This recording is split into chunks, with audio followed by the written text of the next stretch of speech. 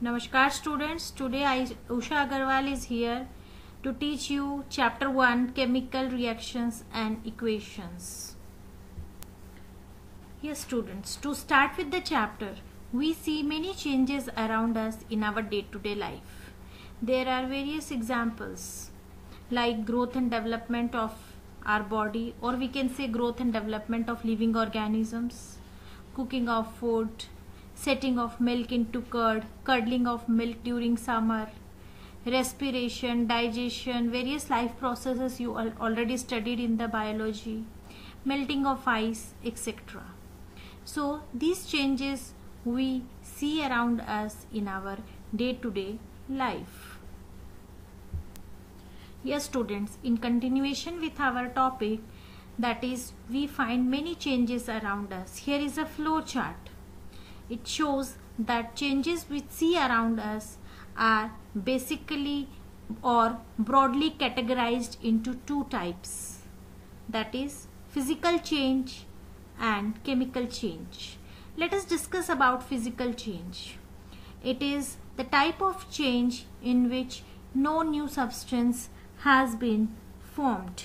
It is only change of the substance from one state into another. Example, melting of ice, it changes into water. Then water, when it is heated, it changes into vapors. Vapors, when they are condensed, again into water. Water, when it is freezed, then it is changing again into ice. So basically substance is not changing. There is no new formation of any new substance. Whereas in the second type, chemical change, there is always formation of a new substance whose properties are totally different from the substance which was earlier used. Say for example, rusting of iron is a very common example which we see in our day-to-day life. Here iron, metal iron, it undergoes oxidation in the atmosphere when it comes in contact with moisture and is converted into iron oxide, or we can say ferric oxide. Here there is a color change also. The iron substance which was earlier grayish in color, it got changed into reddish brown color substance called rust, and you cannot get back the iron metal from the rust, and its properties are also quite different. Another very common example is setting of milk into curd. Here lactose sugar present in the milk, it gets converted into lactic acid. Totally a new substance has been formed. That is, in chemical change always there is rearrangement of atoms which leads to the formation of new substance. Yes children, in continuation with our topic, as we had discussed about the chemical changes that the changes which leads to the formation of new substance with new properties. Now children, let us discuss about chemical reaction. Whenever chemical change occurs, as I told you, it is already due to rearrangement of atoms and it leads to the formation of new substance. So this chemical change, whenever it occurs due to rearrangement of atoms, a chemical reaction takes place.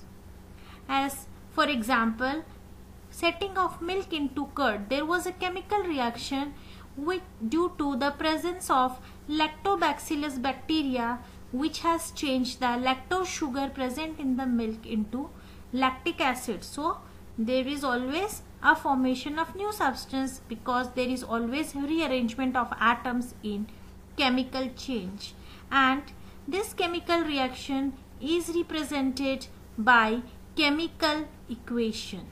Now when we talk about chemical equation, they are broadly classified as skeletal equation, or we can say unbalanced equation, and balanced equation. Now let us have a look at the difference between the two. When we talk about skeletal or unbalanced equation, it is when number of atoms on left hand side and right hand side of chemical equation is not equal. It is known as skeletal equation or unbalanced equation. Whereas in balanced equation, number of atoms of each element on left hand side and right hand side are equal. Yes students, in continuation with our topic about the chemical reaction, there are certain characteristics to identify chemical reaction. The very first is change into state. Example, setting of milk into curd. Milk which is liquid, when it changes into curd which is semi-solid. Change in color. Example, rusting. When iron gets rusted, there is a change in color. We had already discussed it earlier also, that iron metal which is non-rusted is generally metallic greyish in color, which changes into reddish brown color substance iron oxide when it comes in contact with moisture. Or the practical activity that you had already done in your previous class, that dipping of iron nail into copper sulfate solution which was blue in color, when undergoes chemical reaction, then the color change of the content in the test tube is from blue to dusty green, because iron being more reactive displaced copper from its salt solution, and the new substance in the test tube was no longer copper sulfate but it was iron sulfate. So there was a change in the color. Evolution of gas, like burning of carbon content, it gives carbon dioxide. Example, when we burn paper or wood, then it gives carbon dioxide gas along with heat and light. Now, change in temperature is also a characteristic of chemical reaction. That is, when you burn carbon content in air, it releases carbon dioxide gas. Along with it, it also releases heat and light. Yes children, let us discuss about reactants. What are reactants? Substances which take part in the chemical reaction are known as reactants. They are always written at the left hand side of the equation.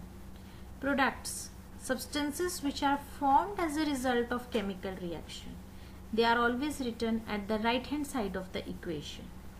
Say for example, when we talk about the setting of milk into curd, here milk is known as reactant, and the new substance which has been formed due to rearrangement of atoms, it is known as product. That is, curd is the product here.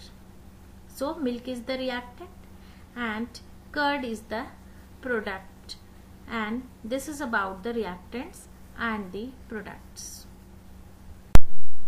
Yes children, in our topic about the chemical equations and the reactions, here is the definition for the word equation. Whenever chemical reaction is represented in the word form, in lower classes also you had studied about it. That is, when we write the reactants as well as product in the form of words. Example, hydrogen gas and oxygen gas, they combine together, which is written on the left hand side as reactant. It forms water. But children, you can see that in between the left hand side and right hand side of the equation, there is an arrowhead which indicates that the reaction of hydrogen and oxygen gas, it is in the forward direction to form water. That is, the direction is also specific over here. Now children, when there was word equation, then what was the need that we today use symbolic form of equation? Children, word equation, it takes time. It is time consuming. So to save time, instead of writing chemical reaction in form of chemical equation in words is now being replaced by symbolic form, which is less time consuming. So instead of hydrogen gas we write H2. That is, in 9th standard you had already studied that hydrogen always exists as hydrogen gas in its diatomic state, which is the most stable state of hydrogen. And together with hydrogen gas, oxygen gas is there with the arrowhead in the forward direction. It leads to the formation of water, which is always formed by the combination of 2 atoms of hydrogen and 1 atom of oxygen. And children, here you can see the equation is not having equal number of atoms of each element on the left hand side and right hand side. To make it more clear, on the left hand side of this equation we have 2 atoms of hydrogen, and on the right hand side of the equation also we have 2 atoms of hydrogen. And for the oxygen atom we have 2 oxygen atoms on the left hand side but only 1 atom of oxygen on the right hand side. So you can see that the number of atoms for oxygen is not equal. That means this reaction is unbalanced or skeletal equation. This equation is not wrong. Then why we need to balance chemical equation? Yes children, in 9th standard you had already learned about the law of conservation of mass.